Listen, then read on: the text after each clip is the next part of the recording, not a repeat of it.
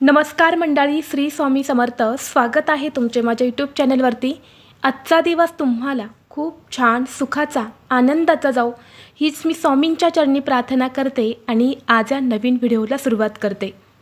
येत्या 15 एप्रिलला म्हणजेच बुधवारी आहे श्री स्वामी समर्थ महाराजांची पुण्यतिथी आणि विशेष म्हणजे याच दिवशी प्रदोष आणि मासिक शिवरात्री व्रत एकत्र आले आहेत.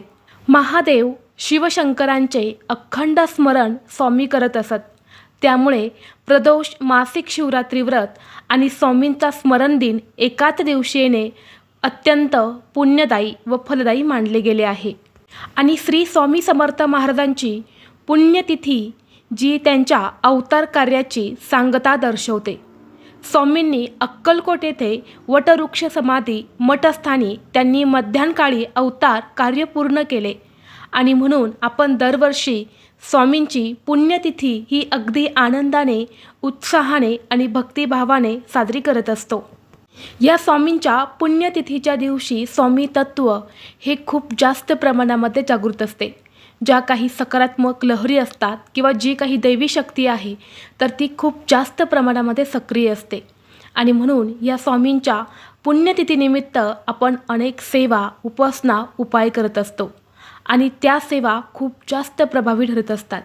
या स्वामींच्या पुण्यतिथीच्या दिवशी आपण जे काही उपाय करतो तर त्या उपायांचा आपल्याला शीघ्र फळ प्राप्त होते आणि म्हणून या पवित्र दिवशी अनेक जण आपापल्या परीने जी काही सेवा होईल किंवा जे काही उपाय करता येईल तर ते करत असतात. आणि म्हणूनच आपल्याला या स्वामींच्या पुण्यतिथीच्या दिवशी एक अतिशय प्रभावी असा उपाय करायचा आहे. आपल्याला या दिवशी एका ठिकाणी एक नारळ अर्पण करायचा आहे. हे नारळ अर्पण केल्याने जीवनातील सर्व शत्रू हे नष्ट होतील आणि तुमच्या मनातील कितीही कठीणातील कठीण इच्छा ही पूर्ण होऊन आयुष्यातील सर्व दुःख, संकट, अडचणी नष्ट होईल. घराची, मुलांची, पतीची अगदी भरभरून प्रगती होईल. तर असे हे नारळ कुठे अर्पण करायचे आहेत, हा नारळाचा उपाय कसा करायचा आहे, कोणत्या वेळेत करायचा आहे याबद्दलची संपूर्ण माहिती या व्हिडिओमध्ये मी तुमच्यासोबत शेअर करणार आहे. त्यामुळे तुम्ही हा व्हिडिओ स्किप न करता शेवटपर्यंत नक्की पहा. चॅनलवरती नवीन असाल तर सबस्क्राईब करा आणि असेच माहितीपूर्व नवनवीन व्हिडिओ पाहण्यासाठी बेल आयकॉनलाही प्रेस करा. म्हणजे जेव्हा कधी मी नवीन व्हिडिओ अपलोड करेल त्याचं नोटिफिकेशन सर्वात अगोदर तुम्हाला भेटेल आणि तुम्ही एक पण व्हिडिओ मिस करणार नाही. तसेच हाईप बटन देखील क्लिक करा. आज या व्हिडिओमध्ये मी तुम्हाला जो उपाय सांगणार आहे तर हा उपाय आपल्याला स्वामींच्या पुण्यतिथीच्या दिवशी अगदी सकाळपासून ते संध्याकाळपर्यंत जेव्हा केव्हा शक्य होईल तेव्हा हा उपाय तुम्हाला करायचा आहे. तर पहा, जो व्यक्ती भक्तिभावाने स्वामींची सेवा करत असतो त्या व्यक्तीला स्वामींचा अनुभव हा आल्याशिवाय राहत नाही. स्वामी त्या व्यक्तीच्या आयुष्यातील सर्व संकट, अडचणी हे दूर करत असतात. त्यामुळे बघा, बरेच जण भक्तिभावाने स्वामींची सेवा, उपासना करत असतात आणि स्वामींची पुण्यतिथी म्हणजे हा स्वामींना समर्पित असणारा दिवस आहे. या दिवशी लाखो भाविक भक्त स्वामींची सेवा करत असतात. बरेच जण पुण्यतिथीच्या 7 दिवस अगोदर गुरुचरित्र पारायण करत असतात आणि त्या पारायणाची सांगता, समाप्ती ही स्वामींच्या पुण्यतिथीच्या दिवशी केली जाते. तसेच अनेक जण या दिवशी तारक मंत्राचे पठण करतात किंवा स्वामींचा अखंड नामजप करतात. जी काही सेवा आपल्याला जमेल ती सेवा आपण या दिवशी करत असतो आणि त्यामुळे वातावरणामध्ये ज्या काही सकारात्मक लहरी आहे किंवा जे काही स्वामी तत्व आहे, दैवी शक्ती आहे तर ती खूप जास्त प्रमाणामध्ये सक्रिय होते आणि जेव्हा पण या दिवशी काही उपाय करतो ना ते सिद्ध होतात आणि त्या उपायांचा आपल्याला शीघ्र फळ प्राप्त होते आणि म्हणूनच आपल्याला हा उपाय देखील करायचा आहे. आता हा उपाय आपल्याला तुमच्या घराजवळ जिथे कुठे स्वामींचं केंद्र असेल, मठ असेल किंवा दत्तगुरूंचं मंदिर आहे, मठ आहे तर तिथे जाऊनच तुम्हाला हा उपाय करायचा आहे. आता जर तुमच्या घराजवळ कुठेही स्वामींचं मंदिर, केंद्र नसेल, दत्तांचं मंदिर नसेल किंवा मंदिर हे खूप जास्त लांब आहे परंतु तुम्हाला ही सेवा किंवा हा उपाय करायचा आहे तर घरच्या घरी हा उपाय कसा करता येईल हे सुद्धा तुम्हाला व्हिडिओच्या शेवटी मी सांगणार आहे. तर पहा, प्रत्येक व्यक्तीच्या आयुष्यामध्ये काही ना काही अडचणी, समस्या या असतातच. असा एकही व्यक्ती नाही की त्या व्यक्तीच्या आयुष्यामध्ये अडचणी नाहीत. अनेक जणांना आर्थिक अडचणी असतात. आलेला पैसा घरामध्ये टिकत नाही. कष्ट आणि मेहनत करूनही कष्टाला आणि मेहनतीला योग्य मोबदला मिळत नाही किंवा नशिबाची साथ मिळत नाही. त्यामुळे आपल्याला अनेक पैशांच्या अडचणी येत असतात. कधीकधी आपल्याकडे पैसा असतो, परंतु आपल्याला कामामध्ये यश मिळत नाही. कोणतीही इच्छा मनोकामना ही आपली पूर्ण होत नाही. कोणतीच गोष्ट आपल्या मनासारखी घडत नाही. आणि म्हणून यासारख्या अडचणी जर तुमच्या आयुष्यामध्ये असतील तर हा उपाय तुम्ही नक्की करा. हा उपाय केल्याने तुम्हाला प्रत्येक कामामध्ये यश मिळेल. तसेच तुमची प्रत्येक इच्छा मनोकामना ही स्वामींच्या कृपेने 100% पूर्ण होईल. घरातील सर्व अडचणी, अडथळे, कर्ज जे आहे तर ते देखील दूर होईल. आता हा उपाय करण्यासाठी तुम्हाला बुधवारी या पुण्यतिथीच्या दिवशी सकाळी लवकर उठायचं आहे. स्वच्छ स्नान करायचं आहे. तुमच्याकडे पिवळ्या रंगाचे कपडे असतील तर आवर्जून पिवळ्या रंगाचे कपडे परिधान करा. परंतु या दिवशी चुकूनही काळ्या रंगाचे कपडे हे परिधान करू नये. पिवळा रंग नसेल तर इतर कुठल्याही रंगाचे कपडे तुम्ही परिधान करू शकता. यानंतर सगळ्यात अगोदर तुम्हाला तुमच्या देवघरातील देवांची विधिवत पूजा करून घ्यायची आहे. स्वामींची मूर्ती असेल तर मूर्तीवरती अभिषेक हा करायचाच आहे.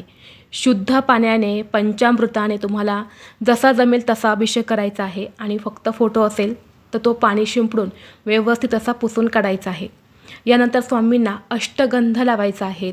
धूप, दीप, अगरबत्ती ववळून घ्यायची आहे. जर तुमच्याकडे अत्तर असेल, हिना अत्तर असेल तर ते सुद्धा तुम्हाला लावायचं आहे. मूर्ती असेल तर छान तुम्ही पिवळ्या रंगाची किंवा लाल रंगाची वस्त्रसुद्धा स्वामींना परिधान करू शकता. यानंतर स्वामींना नैवेद्यसुद्धा अर्पण करायचं आहे. नैवेद्यामध्ये घेवड्याची भाजी, भात, भाजी, चपाती जे काही तुम्ही घरामध्ये बनवणार आहे त्याचा नैवेद्य तुम्ही दाखवला तरीसुद्धा चालेल. आणि यानंतर स्वामींची आरती तुम्हाला करायची आहे. आणि यानंतर हा जो उपाय मी तुम्हाला सांगणार आहे ना, हा उपाय करायचा आहे. असं का? जेव्हा तुम्ही हा उपाय करण्या अगोदर स्वामींची विधिवत पूजा करताना तेव्हा स्वामी तुमच्यावरती प्रसन्न होत असतात. आणि यानंतर तुम्ही जे काही उपाय सेवा करता तेव्हा त्याचं तुम्हाला शीघ्र फळ प्राप्त होते. आता जो उपाय मी तुम्हाला सांगणार आहे ना, हा 100% प्रभावी उपाय आहे. मी स्वतः हा उपाय जो आहे तर तो केलेला आहे. आणि त्या उपायाचं फळ जे आहे तर ते सुद्धा मला भेटलेलं आहे. आता हा उपाय करण्यासाठी आपल्याला एक नारळ लागणार आहे. ज्यामध्ये पाणी असेल असाच नारळ तुम्हाला घ्यायचा आहे. नारळ हे अत्यंत पवित्र आणि शुभ मानले जाते. त्याला श्रीफळ म्हणून देखील ओळखले जाते. आपण कोणत्याही शुभ कार्यामध्ये, पूजेमध्ये त्याचा उपयोग जो आहे तर तो अवश्य करत असतो. कारण नारळ जो आहे ना, तो समृद्धी, पवित्रता आणि ज्ञानाचे प्रतीक मानले जाते. हे ब्रह्मा, विष्णू आणि महेश या त्रिमूर्तींचे प्रतिनिधित्व करते. त्यामुळे नारळ हा अतिशय शुभ मानला जातो आणि पूजेमध्ये तो अवश्य वापरला जातो. आता हा उपाय करण्यासाठी आपण जो नारळ घेणार आहे तो चांगला घ्यायचा आहे. आणि हा नारळ तुम्हाला नवीनच आणायचा आहे. अगोदर तुमच्या घरामध्ये तुम्ही पूजेमध्ये वापरलेला आहे असा नारळ घेऊ नका. नवीनच नारळ तुम्हाला लागणार आहे. आणि जो लाल पिवळ्या रंगाचा कलव्याचा धागा असतो, ज्याला मौली धागा असे सुद्धा म्हटले जाते किंवा रक्षासूत्र असं देखील आपण म्हणत असतो, तर तो धागा कोणत्याही पूजेचं साहित्य जिथे मिळते तिथे तुम्हाला हा धागा भेटून जाईल. यानंतर काय करायचं आहे, एक ताट घ्यायचं आहे. ताटामध्ये आपल्याला हा नारळ जो आहे तर तो ठेवायचा आहे. हा धागासुद्धा ठेवायचा आहे. यासोबतच आपल्याला पिवळ्या रंगाची फुलं घ्यायची आहेत. हळद, कुंकू, अक्षता घ्यायच्या आहेत. सोबतच तुम्हाला एक दिवासुद्धा प्रज्वलित करून घ्यायचा आहे. एका वाटीमध्ये आपल्याला थोडेसे तांदूळ घ्यायचे आहेत. त्या तांदळावरती हळद, कुंकू टाकून लाल पिवळ्या अक्षता तुम्हाला तयार करायच्या आहे. यानंतर एक तांब्या भरून पाणी घ्यायचं आहे. त्या पाण्यामध्ये तुम्हाला थोडंसं गाईचं कच्चं दूध टाकायचं आहे. यानंतर या सगळ्या वस्तू घेऊन तुम्हाला औदुंब वृक्षापाशी जायचं आहे, म्हणजेच उंबराच्या झाडापाशी जायचं आहे. उंबराच्या झाडापाशी गेल्यानंतर सर्वप्रथम तिथे हा दिवा तुम्हाला प्रज्वलित करायचा आहे. यानंतर हे जल जे आहे तर ते तुम्हाला या झाडाला अर्पण करायचं आहे. यानंतर या झाडाच्या मुळांना हळद, कुंकू, अक्षता अर्पण करायच्या आहेत. जी पिवळ्या रंगाची फुलं आपण घेतली आहे तर ती सुद्धा तुम्हाला अर्पण करायची आहे. यानंतर हा जो मौली धागा आहे तर हा धागा आपल्याला त्या श्रीफळावरती म्हणजेच नारळावरती 7 वेढे देऊन गुंडाळायचा आहे. यानंतर हा नारळ आपल्या हातामध्ये घ्यायचा आहे. यानंतर स्वामींचं दत्तगुरूंचं स्मरण करायचं आहे आणि हा नारळ त्या झाडाच्या मुळापाशी ठेवायचा आहे. दोन्ही हात जोडून पुन्हा एकदा स्वामींचं दत्तगुरूंचं नामस्मरण करायचं आहे. श्री स्वामी समर्थ महाराज अर्थात अक्कलकोटचे स्वामी हे दत्तांचे तिसरे पूर्ण अवतार मानले गेले आहे आणि या वृक्षामध्ये साक्षात दत्त निवास करतात. या उंबराच्या झाडाखाली सद्गुरू दत्तांचे स्थान असल्यामुळे या झाडाला विशेष महत्त्व प्राप्त झाले आहे. आणि म्हणून असे सुद्धा म्हटले जाते की या औदुंबराच्या झाडाची नियमितपणे पूजा करून त्याखाली दिवा लावल्याने तुमच्या कुंडलीतला शुक्र ग्रह हा मजबूत आणि बलवान होतो. यासोबतच पैशासंबंधित सर्व अडचणी ह्या दूर होता. कारण शुक्र ग्रह हा धन, संपत्ती, ऐशो आरामाचा ग्रह मानला जातो आणि यामुळे आपल्याला प्रत्येक कामात यश मिळते. घरात चहूबाजूने धनसंपत्ती देखील येऊ लागते आणि ज्योतिषशास्त्रानुसार या झाडाची या पुण्यतिथीच्या दिवशी पूजा केल्याने जीवनातील सर्व अडथळे हे दूर होतात. तसेच कर्जमुक्ती ही देखील होत असते. आता हा नारळ या झाडाच्या मुळापाशी अर्पण केल्यानंतर या झाडाला 11 प्रदक्षिणा करायच्या आहे. प्रदक्षिणा करत असताना तुम्हाला एक मंत्र म्हणायचा आहे. तर मंत्र असा आहे, ओम दत्तात्रेया श्री स्वामी समर्थाय नमः. ओम दत्तात्रेया श्री स्वामी समर्थाय नमः हा मंत्र म्हणत तुम्हाला 11 प्रदक्षिणा करायच्या आहे. यानंतर दोन्ही हात जोडून तुम्हाला स्वामी समर्थांकडे, दत्तगुरूंकडे आपली जी काही इच्छा आहे तर ती पूर्ण होण्यासाठी मनोभावे प्रार्थना करायची आहे.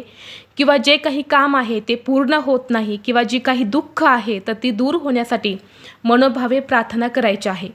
यानंतर हा नारळ त्या झाडाखालून तुम्हाला उचलायचा आहे आणि तुमच्या घराजवळ जिथे कुठं स्वामींचं मठ आहे, केंद्र आहे, दत्तांचं मंदिर आहे तिथे जाऊन तुम्हाला हा नारळ स्वामींपाशी अर्पण करायचा आहे आणि पुन्हा एकदा आपली इच्छा मनोकामना पूर्ण होण्यासाठी मनोभावे प्रार्थना करायची आहे. आता जर तुम्ही बघितलं तर स्वामींचं जे काही छोटं मोठं केंद्र असेल, मठ असेल, दत्तांचं मंदिर असेल तर त्या मंदिराच्याच बाहेर औदुंबर वृक्ष हे असतंच. असं एकही स्वामींचं मंदिर नाही किंवा केंद्र नाही किंवा दत्तांचं मंदिर नाही की जिथे औदुंबर वृक्ष नाही. म्हणून बघा, जर तुम्ही मंदिरामध्ये गेलेत तिथेच तुम्हाला औदुंबर वृक्षसुद्धा भेटेल आणि तिथेच तुम्ही हा उपाय केला तर अतिशय उत्तम. नसेल तुमच्या घराजवळ औदुंबर वृक्ष असेल तर तिथे तुम्ही हा उपाय करा आणि यानंतर हा नारळ घेऊन तुम्हाला स्वामींच्या मंदिरामध्ये जाऊन अर्पण करायचा आहे. तर अशा पद्धतीने हा छोटासा उपाय जो आहे ना तो तुम्हाला या स्वामींच्या पुण्यतिथीला करायचा आहे. सकाळपासून ते संध्याकाळपर्यंत जेव्हा जमेल तेव्हा हा उपाय तुम्ही करा.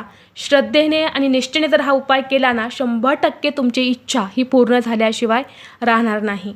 तसेच या दिवशी तुम्हाला बघा तारक मंत्र हा आवर्जून म्हणायचा आहे. 11 वेळा म्हणा, 1 वेळा म्हणा, 2 वेळा म्हणा, परंतु तारक मंत्राचं पठण हे नक्की करायचं आहे किंवा तुम्ही श्रवण केलं तरीही चालेल. त्याचबरोबर या दिवशी तुम्हाला श्री अक्कलकोट स्वामी समर्थाय नमः या मंत्राचा 108 वेळा जप करायचा आहे. जर तुम्ही स्वामींच्या मूर्तीसमोर म्हणजेच प्रतिमेसमोर, फोटोसमोर बसून आसन टाकून एक तुपाचा दिवा लावा किंवा अगरबत्ती प्रज्वलित करा आणि तिथे बसून या मंत्राचं तुम्ही पठण करा.